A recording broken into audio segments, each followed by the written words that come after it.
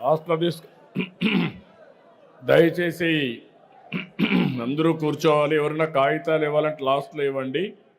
Occasion కూడా అర్థం చేసుకోవాలి. తెలుగుదేశం పార్టీ కార్యకర్తలు వచ్చి ఒక పవిత్రమైన సంఘటన జరిగినప్పుడు మీ ఒక్క వ్యక్తి కోసం ఆ పిటిషన్ ఇవ్వాలని నేను ఎప్పుడు తీసుకుంటున్నాం.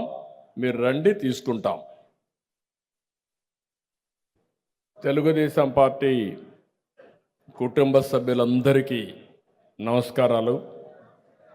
ఈవేళ శ్రీ నందమూరి తారక రామారావు గారి వర్ధంతి. ఎన్టీఆర్ మనందరికీ దూరమై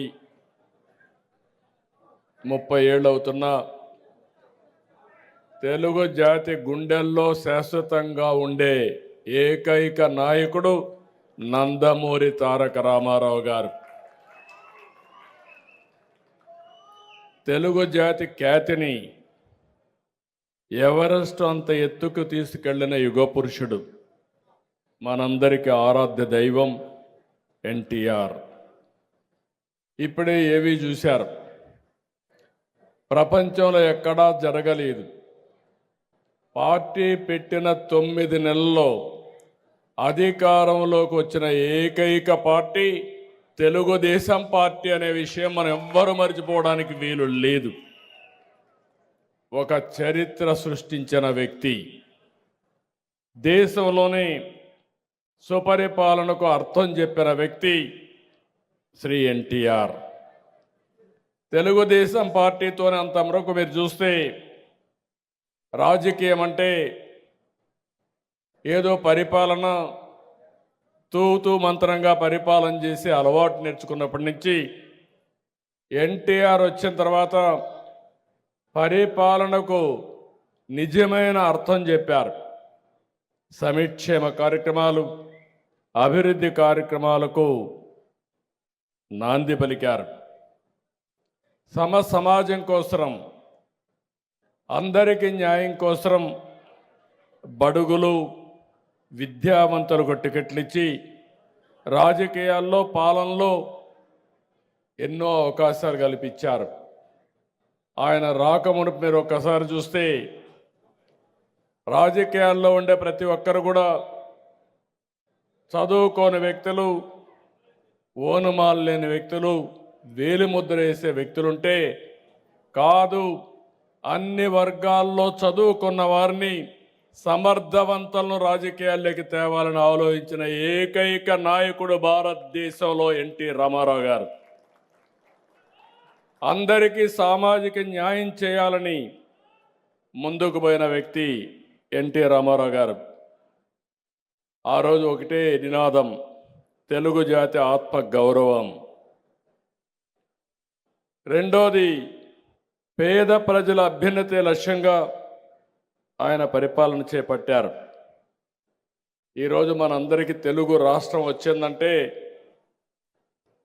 పొట్టి శ్రీరాములు గారు ప్రాణత్యాగం చేసి మొట్టమొదటిసారిగా భాషా ప్రయుక్త రాష్ట్రాలకు నాంది పలికి తొలి రాష్ట్రం తెలుగు వారి కోసం ఏర్పాటు చేసింది పొట్టి శ్రీరాములు గారు అయితే, ఆ తర్వాత మదరాసి అని పిలుస్తా ఉంటే కాదు, తెలుగు జాతి ఒకటి ఉందని ప్రపంచానికి చాటి చెప్పిన ఏకైక నాయకుడు నందమూరి తారక రామారావు గారు.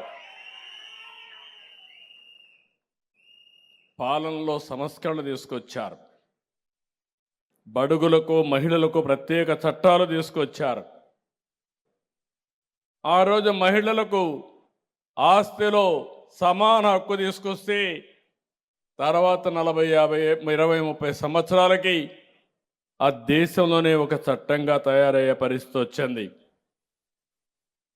ఎస్సీలకు, ఎస్టీలకు రాజ్యాంగంలో ఆ రోజు రిజర్వేషన్లు కల్పిస్తే కాదు, బీసీలు కూడా ఉన్నారు, వీళ్ళకు కూడా అన్యాయం జరిగిందని మొట్టమొదటిసారిగా 20% బీసీలకు స్థానిక సంస్థల్లో రిజర్వేషన్లు కల్పించిన నాయకుడు నందమూరి తారక రామారావు గారు.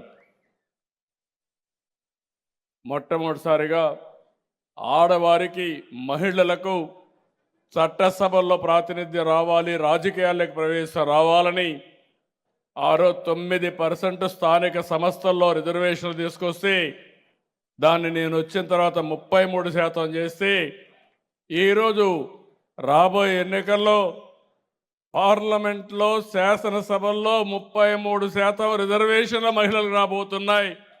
అది మార్పుకు నాంది.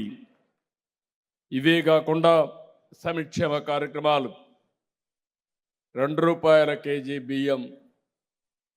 అప్పటి వరకు కొన్ని వర్గాలైతే రైస్ తినే పరిస్థితి లేదు, జొన్నలు సజ్జలు రాగులే తినే పరిస్థితిలో ఉంటే మొట్టమొదటిసారిగా ₹2 కేజీ బియ్యం పెట్టి ఆహార భద్రతకు నాంది పలికిన వ్యక్తి. తర్వాత ఈరోజు మనం చూస్తే పీడిఎస్ కానీ ఇవన్నీ వచ్చాయని చెప్పి కూడా నేను మీకు తెలియజేస్తున్నా. ఆయన స్ఫూర్తితో మీరు ఇంకొక వారిని చూస్తే తిరుమల తిరుపతి దేవస్థానంలో అన్నదానం ప్రవేశపెట్టారు. ఒక వినూత్నమైన కార్యక్రమం. ఈరోజు 1,00,000 మందికి అన్నదానం అనునిత్యం పెట్టే పరిస్థితి వచ్చింది. దాతలే ముందుకు వచ్చారు. ఈరోజు ఏమాత్రం కూడా ఇబ్బంది లేకుండా సుజావుగా కార్యక్రమాలు జరిగే పరిస్థితికి వచ్చింది.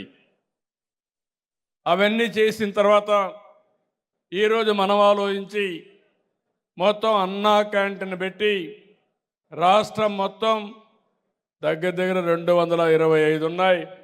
తొందరలో మళ్ళీ ఒక 700 అన్ని నియోజకవర్గాల్లో ప్రారంభించి అన్నా క్యాంటీన్ ద్వారా పేదవాళ్లకు అన్నం పెట్టే కార్యక్రమానికి శ్రీకారం చుడుతున్నాం.